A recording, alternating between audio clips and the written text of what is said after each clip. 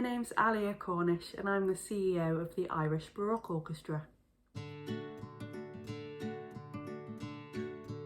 The pathway into a role in orchestral management doesn't seem to me to be a set one at all. In fact, I came to it via hopping over from being on the playing side of things.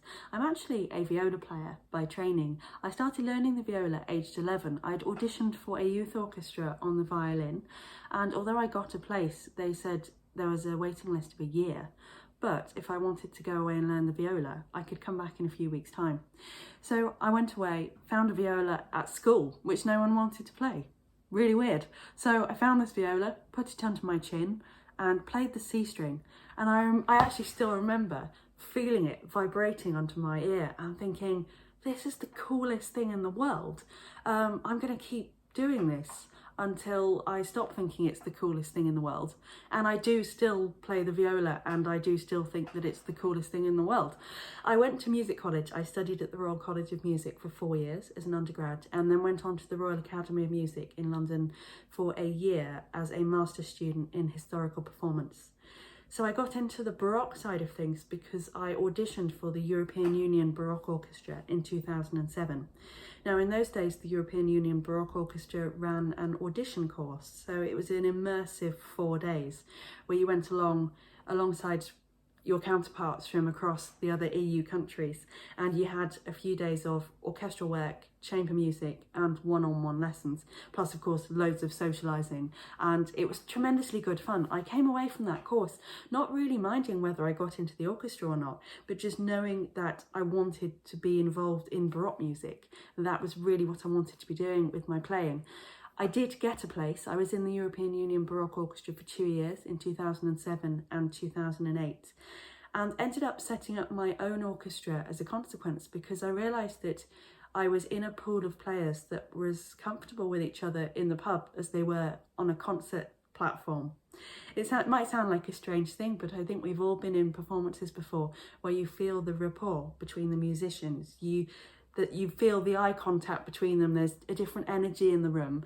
And I think the sound is better as well. It seemed like too good an opportunity to pass up. So I founded an orchestra of my own in 2009 and I was given a place on the Deutsche Bank award scheme that year. So I had a mentor from Deutsche Bank and they gave me a grant as well to go towards the costs of the orchestra.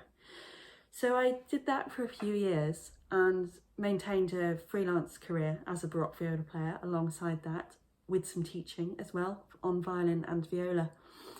Eventually I ended up working in management for a group called Instruments of Time and Truth in Oxford, which is about the same size of group as the IBO. It's quite similar in lots of ways actually, despite being a regional orchestra as opposed to a national one.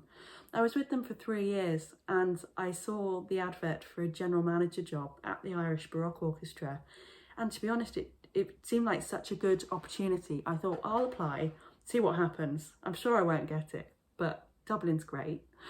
And I'd played with the orchestra as well. I'd been over a few times to play principal and I loved the vibe. Everyone was so friendly and welcoming and Dublin was such a great place. And yeah, it made sense to apply. I surprised myself by getting the job. Managed to move everything over, just about. It was a chaotic few months, but I've got here in the end. And I've now been working here for coming up to a year. Time has flown.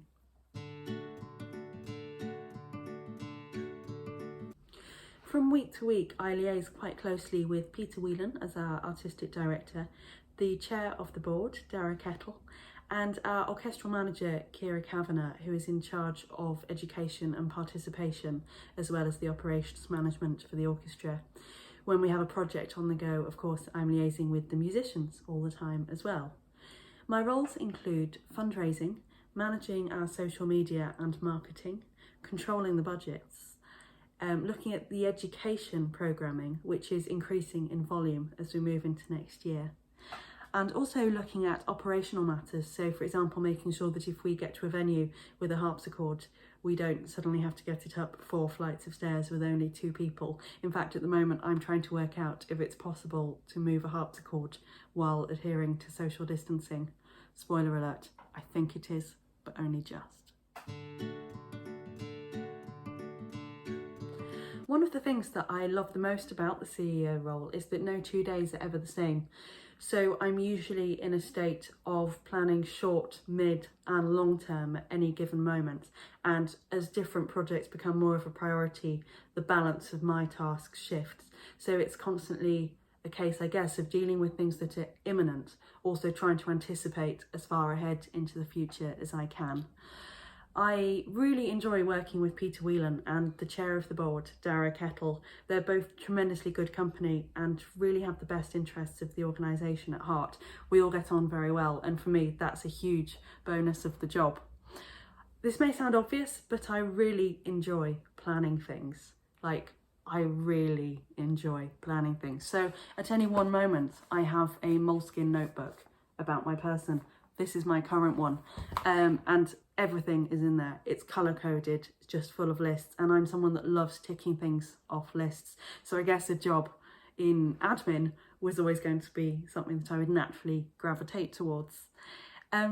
Since starting with the orchestra a year ago, one of the most enjoyable parts of my job has been meeting friends of the orchestra. There's a group of long-standing supporters who've seen the organisation go through a lot over the last few years. In fact, we turn 25 next year, so there'll be a huge amount going on to celebrate that. And I'm really looking forward to not only meeting the friends that I've not yet met, but hopefully bringing a few new ones on board as well. The other thing I like about my job, and this may sound really weird, but it's dealing with last minute challenges. That thing of having to really think on your feet and find a quick solution as efficiently as possible. One example would be last year we performed Vivaldi's Griselda with Irish National Opera. One of my jobs was to get the parts for the orchestra printed in advance, which I did. I sent them off to the printer. They came a few weeks before and I opened them all, just looked at the first page, and it was very beautifully typeset. I thought, great, it's there, fine. On the day of the first orchestral rehearsal, I opened the parts and realised that the printer had printed on every other side of the page.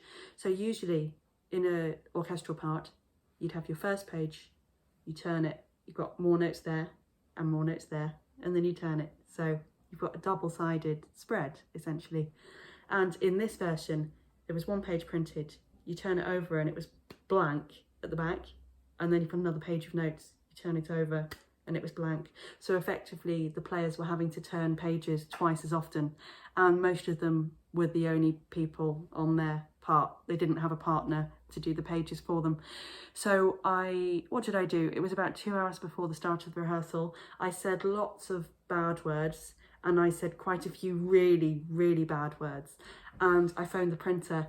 Luckily, a few days later, he sent through a revised version of all of the parts, and in the meantime the players were absolute troopers. A few of them went home and spent an evening just chopping up, pulling out pages, sellotaping them. I mean, they were amazing. They were really, really nice about it, but I felt awful. Things don't always go according to plan.